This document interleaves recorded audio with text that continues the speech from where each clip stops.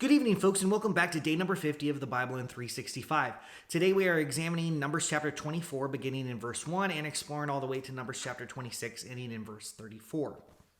Y'all know the drill. Let's get started.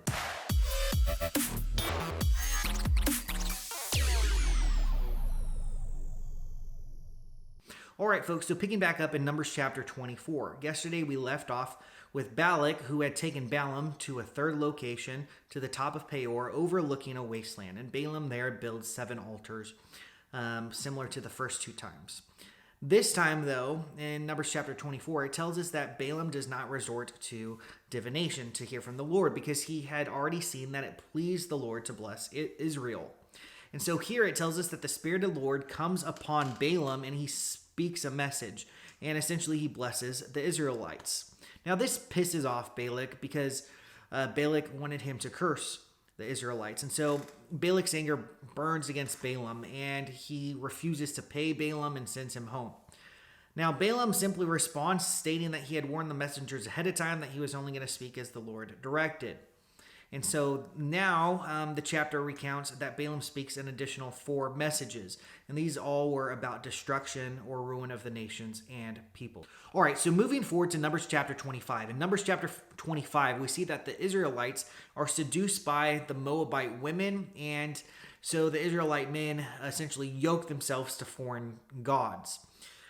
Here we see that the Lord's anger burns against them. And so Moses meets with the judges or the leaders of the ancestral tribes and gives them instructions to put to death the men who have yoked themselves to these foreign gods.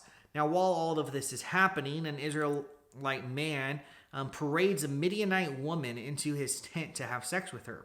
Now, Phinehas, the son of Eleazar, the son of Aaron the priest, sees this, and he goes into the tent and takes a spear and thrusts it through the man and through the woman as they're having sex and kills them.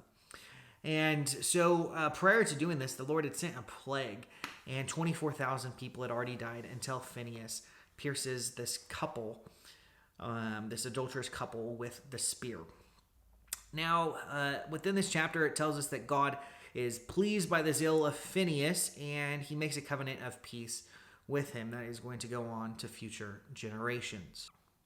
All right, so the Lord also tells Moses to make the Midianites an enemy of Israel because of their seductive and sinful ways, and the act of Cosbi, the adulterous woman, who slept and seduced the Israelite man.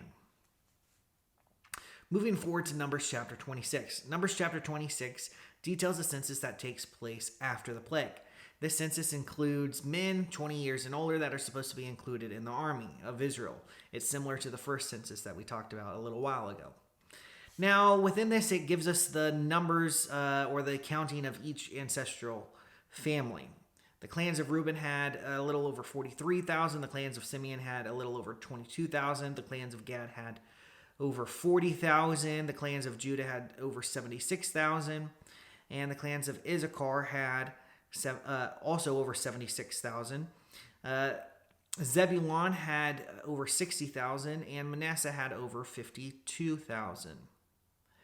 We will go ahead and take a look at the accounting of the remaining 5 tribes tomorrow as we continue reading in Numbers chapter 26, beginning in verse 35, and we will explore all the way to Numbers chapter 28, ending in verse 31. All right, folks, once again, I hope that you will join me tomorrow. And as always, God bless.